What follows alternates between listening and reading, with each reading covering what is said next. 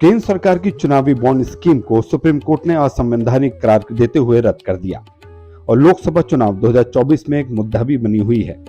मामले पर प्रधानमंत्री नरेंद्र मोदी ने अपनी बेबाकी से राय रखते हुए कहा कि इस योजना के जरिए चुनावों में काले धन पर रोक लगाना था और जब इसको लेकर ईमानदारी से विचार किया जाएगा तो हर किसी को इस पर अफसोस होगा।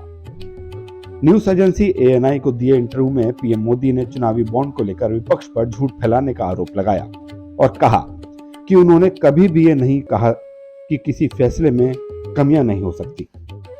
पीएम मोदी ने कहा, हम तो एक रास्ता ढूंढ रहे थे और हमने कभी भी ये नहीं कहा कि ये बिल्कुल सही रास्ता है। हम तो सिर्फ ये चाहते थे कि एक प्रयास किया जाए।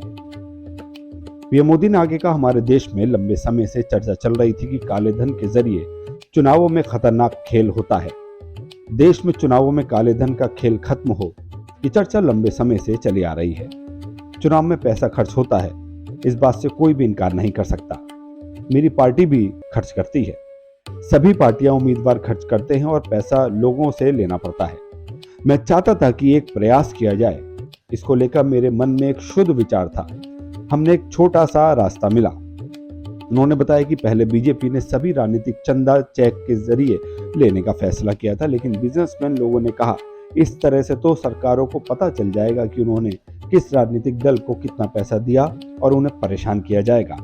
अब खुद ही देख लीजिए कि अगर कोई चुनावी बॉन्ड नहीं होता तो किस प्रणाली के तहत ये पता लगाया जा सकता था कि पैसा कैसे आया और कहां से आया और कहां गया।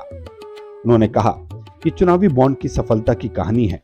चुनावी बॉन्ड थे, इसलिए आपको पता चल रहा है कि किस कंपनी ने दिया, कैसे दिया, कहां दिया।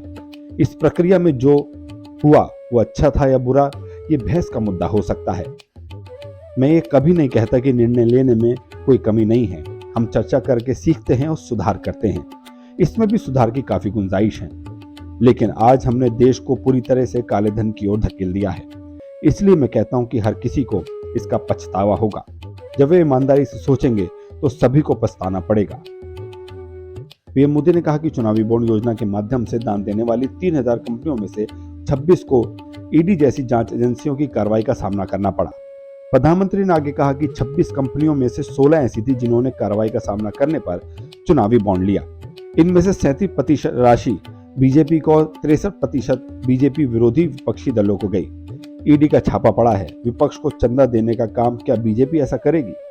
इसका मतलब है कि इस राशि का 63% विपक्ष के पास गया। आप हमारे खिलाफ आरोप लगा रहे हैं। उनका लक्ष्य इधर उधर छिपते रहना और भाग जाना है।